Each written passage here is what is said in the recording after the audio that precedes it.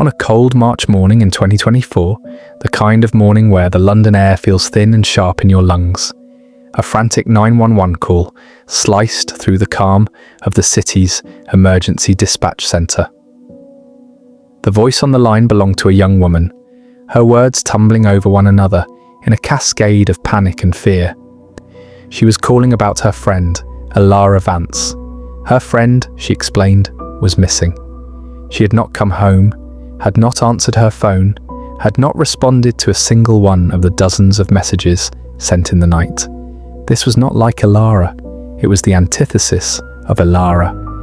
The dispatcher listened patiently, a practiced calm against the caller's rising hysteria. But something in the details of the story, in the specific sequence of events the friend recounted, triggered a low hum of alarm.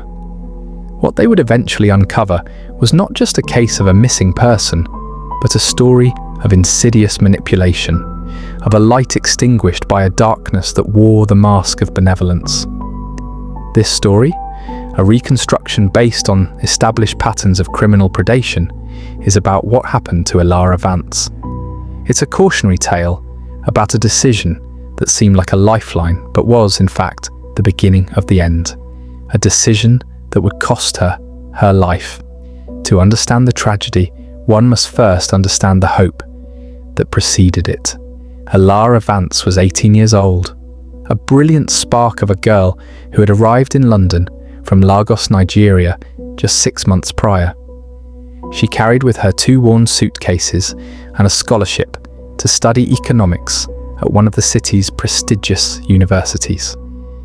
She was the pride of her family, the first to study abroad, the embodiment of a generation's aspirations.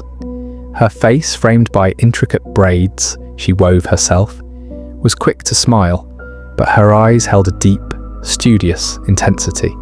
She was not just here to learn, she was here to build a future, to send money back home, to carve out a space for herself in a world that felt impossibly large and full of promise. But London was an expensive dream. The scholarship covered her tuition, but the city's voracious appetite for cash consumed everything else. Rent for a tiny room in a shared flat, transportation, food, it all added up with terrifying speed. Alara was not just a full-time student, she was a full-time warrior, constantly calculating, constantly looking for a way to bridge the gap between her meagre funds and her mounting expenses. The pressure was immense. It was a quiet, constant companion that sat with her in the university library late at night and walked with her on the cold, damp streets. Her vulnerability wasn't naivete. Alara was sharp and worldly. Her vulnerability was financial, a simple, crushing need that made her determined and ultimately exploitable. In February 2024, a month before the frantic 911 call, a sliver of light broke through her financial gloom. After weeks of applying for part-time jobs, she received an offer for a paid internship.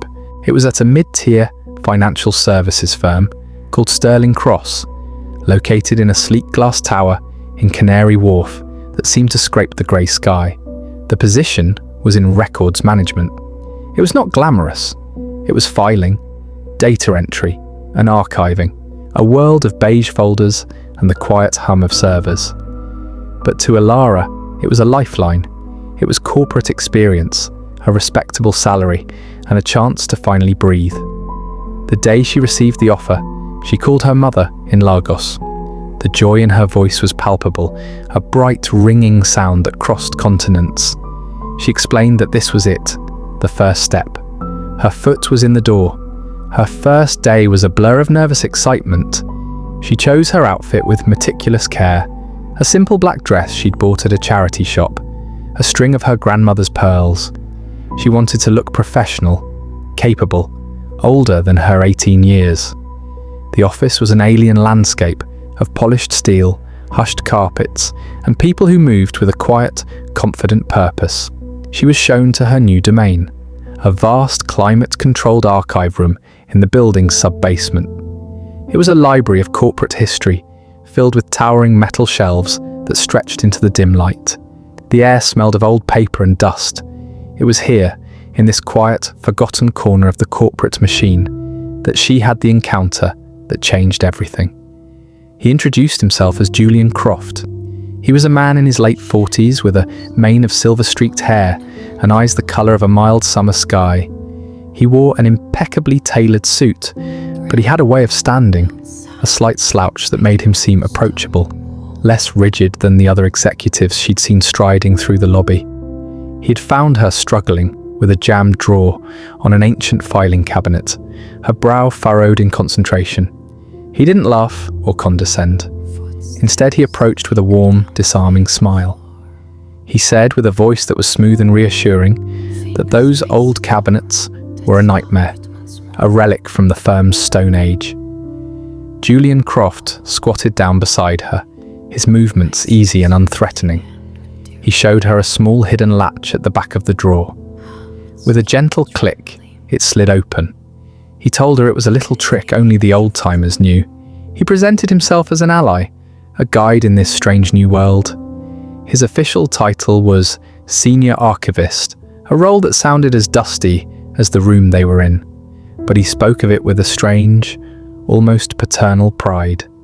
He explained that he was the guardian of the firm's memory, its history. He made the mundane sound vital. He asked her about herself, not with the perfunctory politeness of a supervisor, but with a focused curiosity that made Alara feel seen. He listened intently as she spoke of her studies, her scholarship, her ambitions. He nodded, his expression one of deep empathy. Then he shared a piece of himself. He told her he understood the struggle. He said he hadn't come from money either. He had worked his way up from the mailroom of a different company years ago, putting himself through night school. It was a fabricated story, a carefully crafted narrative designed for maximum impact. But Alara had no way of knowing that. To her, this successful, kind-faced man was a reflection of her own possible future. He was proof that her hard work could pay off. He saw her, he understood her, and he had walked a similar path. In that sterile, windowless room, a seed of trust was planted. It was a calculated first move, perfectly executed. The days that followed settled into a routine. Alara worked diligently, learning the complex cataloguing system, her movements becoming more confident. Julian was a constant, benevolent presence. He would appear with a cup of tea for her in the mid-morning, or stop by her small desk at the end of the day to ask how her studies were going. He was a master of subtle flattery. He praised her organizational skills, her quick mind, her work ethic. He told her she was a natural, that she had a bright future at the firm, far beyond the archive room. Coming from him, a senior figure, the words were intoxicating. They were a balm to her anxieties, a confirmation that she belonged. The communication soon extended beyond the office. He started sending her messages in the evening, articles he thought she might find interesting for her economics course, or just a simple note asking if she'd gotten home safely. Each message was carefully framed as mentorship, as professional concern. There was never anything overtly romantic or inappropriate. He was a mentor, a guide, a work father figure. He was building a foundation, not of attraction, but of deep, unshakable trust. He was making himself indispensable to her emotional and professional life. Her friend from university, Maya Adebayo, was skeptical. Maya, who had grown up in London and possessed a native's healthy cynicism, found the intensity of the new friendship odd. She asked Alara one evening, as they shared a cheap pizza in Alara's cramped room, if she thought it was a bit much. Alara had been defensive. She explained that Julian was not like that. He was a mentor, a wonderful man who was helping her. She told Maya that she just didn't understand the corporate world, that this was how networking happened.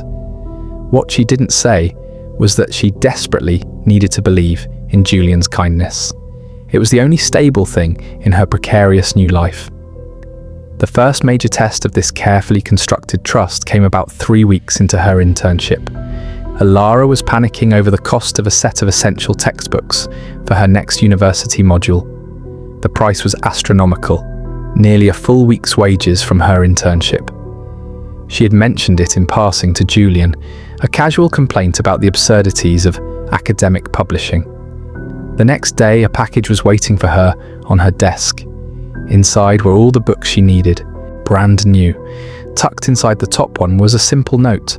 It read, "An investment in our brightest new talent. Consider it a loan from the firm's educational fund. Pay it back when you're a senior partner." Alara was overwhelmed with gratitude. When she tried to thank him, he waved it away with a gentle smile. He said the firm needed to support its people. He made the gift feel official, impersonal, a corporate perk, but it was not. It was personal. It was the first link in a chain of obligation. The gifts escalated, always presented with a plausible corporate justification.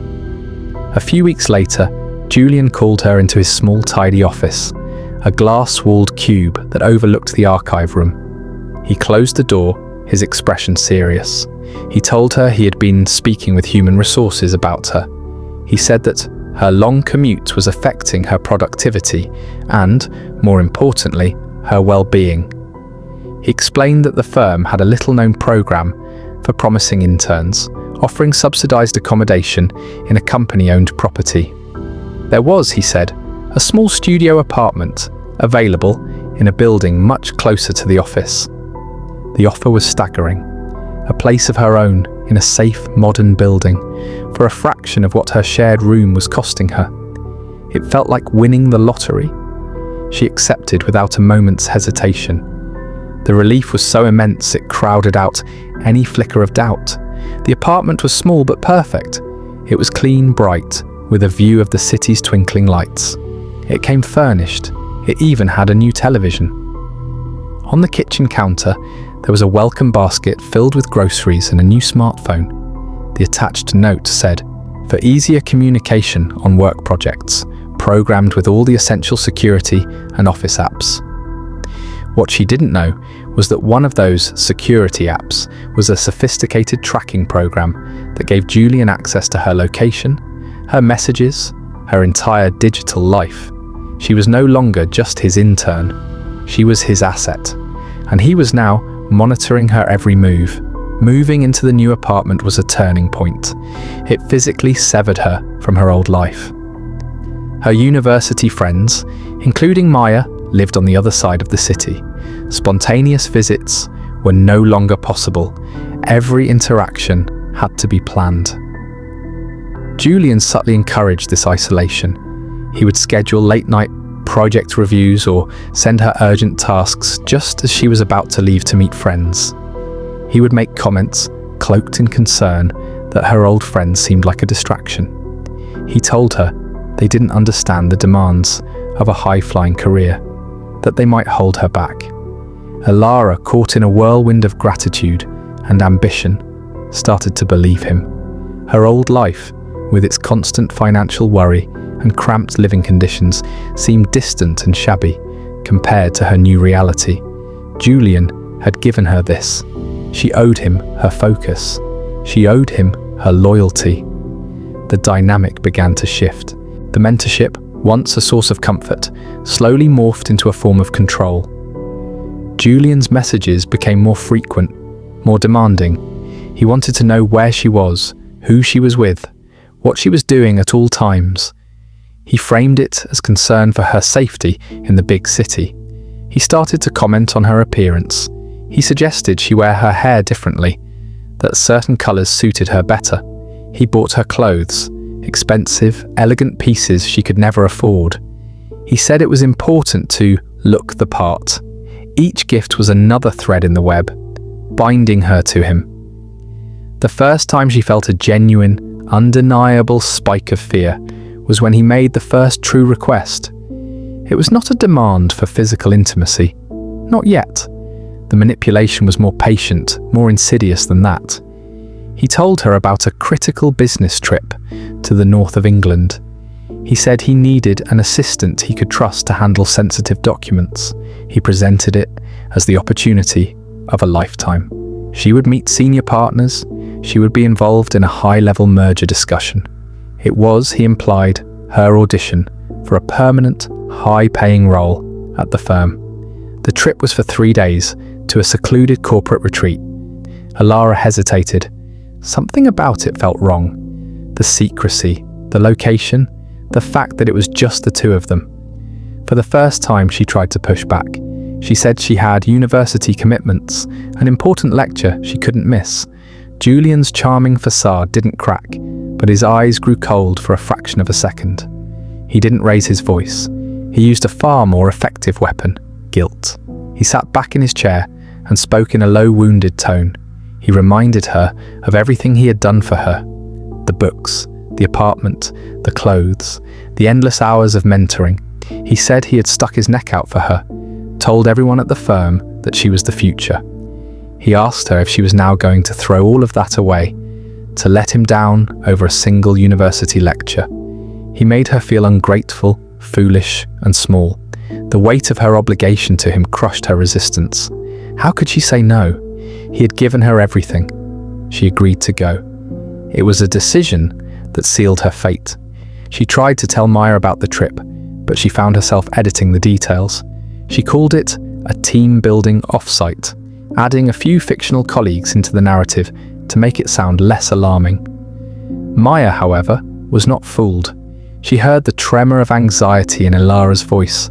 Maya begged her not to go. She said, "Alara, this isn't right. None of this is normal." But Alara's defenses were up. She insisted it was a major career move, that Maya was being paranoid. The conversation ended in a tense stalemate, a rift forming between the two friends. 3 days before the trip, Alara sat in her sterile, perfect apartment, surrounded by things she hadn't earned, and felt a profound sense of loneliness. She was living a life that felt like it belonged to someone else, a life curated and managed by Julian Croft. The excitement she once felt had been replaced by a gnawing unease, a sense of being a pawn in a game she didn't understand. The journey north was tense. Julian drove a luxury sedan, the silence inside the car thick and heavy. He tried to make small talk, but his usual easy charm felt forced. Alara stared out the window at the green rolling countryside, a landscape that seemed to be growing more isolated with every passing mile. The corporate retreat was not a hotel or a conference centre. It was a remote, modern cottage set deep within a thick forest, miles from the nearest village. There were no other cars, no other people. The only sound was the wind whispering through the tall pines. The isolation was absolute. Julian explained that the senior partners valued their privacy. He said they would be arriving the next day. For now, it was just the two of them, to prepare the materials. The lie was so blatant, so thin, that the fear in Alara's chest became a cold, hard knot. That evening, Julian was the perfect host. He cooked dinner, opened an expensive bottle of wine, and talked about the future. He spoke of her future, of the life he was building for her. But his words now had a possessive, chilling undertone. He was no longer a mentor. He was a proprietor. He made no move on her. The psychological torment was the point. He wanted her off balance, confused and terrified, completely dependent on his mood. After dinner, he announced he was going for a walk to take a business call. He left his laptop open on the dining table. It was a mistake, a fatal, arrogant mistake. For a few minutes, Alara sat frozen, her heart hammering against her ribs. The house was silent except for the ticking of a clock. A voice in her head, the voice that sounded like Maya, screamed at her to look. Her unease had finally curdled into a primal need to know the truth. Her hands trembled as she reached for the laptop. She expected it to be password protected, but it was open, the screen glowing. The desktop was clean, corporate, but her eyes caught a folder on the desktop, oddly named. It was just a single character, an underscore. She clicked it. The folder opened to reveal a gallery of subfolders. Each was named with a woman's first name and a year. Sophia 2021, Chloe 2022, Amara 2023. There were over a dozen of them. With a sickening lurch in her stomach, she saw a folder with her own name, Alara 2024. She clicked on her own folder first. Inside was a collection of files that documented her life with chilling precision.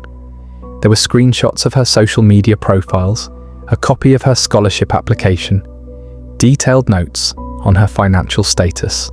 There was a log of their text conversations. There were even photos of her, taken from a distance, walking to the university, sitting in a cafe. He had been watching her long before he ever approached her in the archive room. The most terrifying file was a simple text document titled Profile. It read like a clinical assessment. Subject, Alara V, age 18, Nigerian national, international student. Primary vulnerability, financial desperation. Secondary, loneliness, isolation from family support structure. High intelligence, but trusting. Responds well to praise and paternalistic authority. Ideal candidate for Phase 2. Phase 2. The words hung in the air, cold and menacing. She didn't know what they meant, but she knew it was something terrible. Her blood ran cold. She was not a protégé. She was a project, a specimen, a victim in a long, systematic line. With a sense of dread so profound it made her feel dizzy, she began opening the other folders. Each one contained the same meticulous, predatory research. Sophia, an art student from Brazil. Chloe, a hospitality intern from Poland. Amara, a postgrad from Kenya. All of them were young, foreign, and in a position of vulnerability. All of them had been groomed with the same playbook of mentorship and fabricated kindness. In Amara's folder from the previous year, she found the final horrifying piece of the puzzle. It was a subfolder titled Disposition. Inside were news clippings, a short article from a local paper about a Kenyan student who had tragically taken her own life, found in a rented cottage in the countryside. An overdose. The police had ruled out foul play. There was another file, a video. Her hand shook so violently she could barely control the mouse. She clicked it. The video was short, grainy, likely from a hidden camera. It showed Amara looking dazed and confused, sitting on the same sofa Alara was sitting on now. Julian's voice, calm and cold, could be heard off camera, explaining to her that it was all over, that there was no way out. Alara slammed the laptop shut. A strangled sob escaped her lips. The air was sucked from her lungs. This was Phase 2. This was the disposition. He wasn't here to close a deal. He was here to close her file. He was a collector, a serial predator who lured, exploited, and then erased his victims, staging their deaths as tragic accidents or suicides. The horrifying realization washed over her in a freezing wave. He had done this before. He would do it again. She was not special. She was just next. Panic gave way to a surge of pure, cold adrenaline. She had to get out. She looked around the room, her mind racing. The front door, her phone, her bag. She had to be smart. She couldn't let him know that she knew. She stood up, her legs unsteady, and went to the small bedroom she'd been given. She moved with frantic, silent speed, stuffing her essentials into her handbag. Her wallet, her passport, the new phone he had given her. She paused, thinking. The phone was a tracker. She powered it down and shoved it deep into the bag. She crept to the front door, her hand reaching for the lock. It was then that she heard it, the crunch of gravel outside. The headlights of the car swept across the windows. He was back. She darted back from the door, her heart seizing with terror. She had to hide, but where? The cottage was small, minimalist, with nowhere to conceal herself. Her mind flashed to the laptop. The evidence. She couldn't leave it. As Julian's key turned in the lock, Alara did the only thing she could think of. She grabbed the laptop, ran back to her room, and hid it under the bed. She then dove into the bed herself, pulling the covers up to her chin, forcing her breathing to slow, feigning sleep. The front door opened and closed. She heard his footsteps, slow and deliberate, on the wooden floor. He walked into the kitchen. She heard the clink of a glass, the splash of liquid. A few moments later, his footsteps approached her room. The door creaked open. She lay perfectly still, her eyes squeezed shut, her entire body rigid with fear. She could feel his presence in the doorway, a dark, silent shape watching her. The silence stretched for an eternity. Then she heard him walk away. The bedroom door clicked softly shut. Elara lay in the dark, listening. She heard him moving around the living room, the soft murmur of the television. She knew she couldn't stay here. Waiting for morning was not an option. He had a plan for her, and it would likely unfold before the sun came up. Her escape plan formed in the desperate darkness, the bathroom window. It was small, high up, but it might be possible. She waited, listening to the rhythm of the television program for what felt like hours. Finally, the television clicked off. Silence descended on the cottage again. She counted to 500, her heart a frantic drum against her ribs. Then slowly, silently, she slipped out of bed. She crept to the bedroom door and listened. Nothing. She eased it open and peered out. The living room was dark except for the faint moonlight filtering through the large windows. A shape was slumped on the sofa. Julian. He was asleep. Now was her chance. She tiptoed across the cold floor, her bare feet making no sound. She didn't dare go for her bag or the laptop. Just getting out was all that mattered. She slipped into the bathroom and closed the door without letting it latch. The window was as small as she remembered. It was a narrow transom window above the shower. She climbed onto the edge of the tub, her hands shaking as she fumbled with the latch. It was stiff with disuse. She put all her weight into it, and with a groan of protesting metal, it opened. Cold night air flooded the small room. She pushed the window open as far as it would go. The opening was terrifyingly small. She hoisted herself up, scraping her arms and legs on the frame. For a moment she was stuck, her hips wedged in the opening. Panic flared hot and sharp.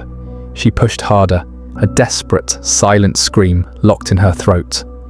With a final agonizing push, she was through. She tumbled out onto the damp earth and pine needles below, landing hard. Pain shot through her ankle, but she ignored it. She was out. She scrambled to her feet and ran. She didn't know which way to go. She just plunged into the darkness of the forest, away from the cottage, away from the man sleeping on the sofa. The trees closed in around her, their branches like grasping arms. She ran blindly, fueled by terror, her lungs burning, the sound of her own ragged breaths loud in the silent woods. She didn't look back. She couldn't. She just ran, her only thought to put as much distance as possible between herself and that place of curated, quiet horror. Her escape was not an act of confrontation. It was an act of pure, primal survival. Back in the cottage, Julian Croft stirred on the sofa. A small noise had disturbed his light sleep, the faint scraping sound from the bathroom. He sat up, his mind instantly alert. He had not been truly asleep. He had been waiting. He walked to Elara's room and found it empty. A quick check of the bathroom confirmed his suspicion. The open window, the scuff marks on the wall. A slow, cold smile spread across his face. This was unexpected. It was a complication, but not an insurmountable one. In a way, it made things more interesting. He didn't rush. He walked calmly to the kitchen and retrieved a powerful flashlight from a drawer. He slipped on a pair of sturdy boots and a dark jacket. Then, he stepped out into the night. The hunt had begun. The story now returns to that cold March morning, to the 911 call made by Maya Adebayo. The initial police response was standard procedure for a missing person. A wellness check was dispatched to Elara's apartment. Officers found it pristine, empty, and sterile. It looked more like a hotel room than a home. The case landed on the desk of Detective Inspector Robert Harris. Harris was a veteran of the Metropolitan Police, a man with weary eyes and a mind that thrived on untangling knots. He had a reputation for seeing the patterns others missed. Harris started with the basics. He interviewed Maya, who provided the crucial context. She told him about Julian Croft, the internship, the sudden move to the new apartment, the business trip. She spoke of her friend's growing isolation and the anxiety she had heard in her voice. Maya's testimony painted a picture not of a flighty young woman, but of one under immense psychological pressure. Harris's team ran Julian Croft's name. He came back clean, a respected employee at Stirling Cross for 15 years. No criminal record. A quiet, unassuming man who lived in a modest suburban home. On the surface, he was unremarkable, but Maya's story had planted a seed of doubt in Harris's mind. The first break came from the tech division. They analysed the call records from Ilara's phone, the old one, which she had left in her former room. The location data from the new phone, the one Julian had given her, was inaccessible. The device powered down, but they were able to trace the final pings of her old phone to a cell tower near her new apartment, confirming she had been there before she vanished. The second, more significant break came from Stirling Cross. Harris and his team went to the office to interview Julian Croft. He was the picture of concerned cooperation. He expressed deep worry for Ilara, whom he described as a troubled but brilliant young woman. He confirmed the business trip, but his version of the story was chillingly different. He explained, his voice laced with feigned sorrow, that Ilara had become emotionally unstable during the trip. He said she had a breakdown, confessed feelings for him, and when he gently rebuffed her, she had fled the cottage in the middle of the night. He claimed he had searched for her but found no trace. He had assumed she had found a way back to London. Ashamed. It was a plausible, damning story that painted Ilara as the unstable party and him as the victim of an unwanted advance. It was designed to deflect any and all suspicion. But Harris was a student of human nature, and he noticed something off about Julian's performance. It was too polished. His grief felt rehearsed. Harris pressed him for the exact location of the corporate retreat. Julian provided an address. When the local constabulary arrived at the cottage, they found it immaculate, clean to a clinical standard. There was no sign of a struggle, no sign that Ilara had ever been there, except for one small overlooked detail. A crime scene technician, dusting for prints, found a single, partial fingerprint on the inside frame of the bathroom window. It was small, smudged, but usable. It matched Ilara Vance. Her desperate escape had left a trace. The real breakthrough, however, came from a place no one expected. A young, tech-savvy constable on Harris's team had a thought. If Julian had given Ilara a new phone with a tracking app, he might have given her a new laptop as well, or at least access to cloud storage linked to her new corporate identity. He suggested they issue a warrant for the cloud data associated with the new email address Stirling Cross had created for her. It was a long shot, but it paid off spectacularly. Deep within the account's data, they found a file that had been automatically synced from a laptop just moments before it was disconnected from the network. It was a video file, the same grainy video of Amara, the Kenyan student, that Ilara had watched in horror. The discovery transformed the case from a missing person inquiry into a major homicide investigation. They now had evidence linking Julian not just to Ilara's disappearance, but to the death of another young woman a year prior, a death that had been dismissed as a suicide. Harris's team moved fast. They reopened the case of Amara Kamau. They discovered she too had been an intern at a partner firm of Stirling Cross. She too had been a foreign student struggling financially. She too had been mentored by a helpful senior colleague. The pattern was undeniable. They unmasked the predator. Julian Croft was an identity, but it was his real one. What was fabricated was his persona. Far from being a quiet suburbanite, he was the inheritor of a dark legacy. His father had been a convicted conman, and Julian had refined his father's crude methods into a form of psychological art. He didn't want money. His currency was control and destruction. A forensic psychologist brought in to review the case files Harris's team was now building explained the methodology. It was a classic, systematic process of predatory grooming. Identify a vulnerable target, isolate them from their support network, create a debt of gratitude through extravagant gifts, establish total control. And then the final act of erasure. He was a collector of lives. The search for Alara intensified. Police dogs and helicopters scoured the vast forest surrounding the cottage. For days they found nothing. The woods were dense, the terrain difficult. Harris began to fear they were looking for a body, but Alara was a survivor.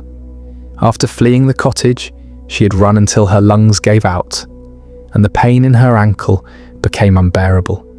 She'd found a hollow under the roots of an ancient tree and hidden herself, covering her body with leaves and dirt. She had lain there, shivering and terrified, as she heard Julian moving through the woods, his flashlight beam cutting through the darkness, calling her name in a soft, chilling tone.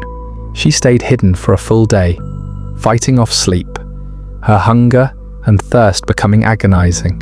She knew he would be watching the roads. Her only hope was to move deeper into the forest, away from him. When darkness fell again, she began to walk, using the stars to guide her east, towards where she hoped a larger road might be. Her salvation came in the form of an unexpected ally. On the third day, delirious from exhaustion and dehydration, she stumbled out of the woods and onto a small isolated farm. She collapsed in a field, barely conscious. She was found by the farmer's wife, a woman named Agnes who was out walking her dogs. Agnes was a practical, no-nonsense woman. She saw the state Alara was in, the torn clothes, the wild fear in her eyes, and she didn't ask questions. She helped the weak, trembling girl into her farmhouse, gave her water and a thick blanket, and then she called the police. When the local police arrived, Alara was barely able to speak, but she managed to whisper 2 words. Julian Croft. The net closed around him. Julian was arrested at his desk at Stirling Cross. He showed no emotion as the handcuffs were snapped onto his wrists. His mask of benevolent mentorship remained in place until the very end. The laptop, which Alara had hidden under the bed, was recovered from the cottage. Its hard drive contained an encyclopedia of his crimes, a meticulously documented history of his predation spanning nearly a decade. The trial was a media sensation. The prosecution laid out the systematic, cold-blooded nature of Julian's crimes. The folders on his computer told the story of at least 5 other young women who had disappeared or died under suspicious circumstances over the years, all of them initially dismissed as runaways or suicides. He was a ghost, operating in plain sight, his crimes hidden behind a veneer of corporate respectability. Alara Vance, though traumatized, was the star witness. She stood in the courtroom, her voice shaking but clear, and recounted her ordeal. She spoke of his initial kindness, the creeping control, and the horrifying moment of discovery. Her testimony was the key that locked his prison cell door. Julian Croft was found guilty on multiple counts of murder, kidnapping, and a host of other charges. He was sentenced to life in prison, with no possibility of parole. In the aftermath, the case had a profound impact. It shone a harsh light on the specific vulnerabilities of international students, often isolated from their familiar support systems and facing immense financial and cultural pressures. Universities and corporations across the United Kingdom were forced to review their internship programs and safeguarding protocols. Alara's journey did not end in that courtroom. The ordeal left deep scars, but it did not break her spirit.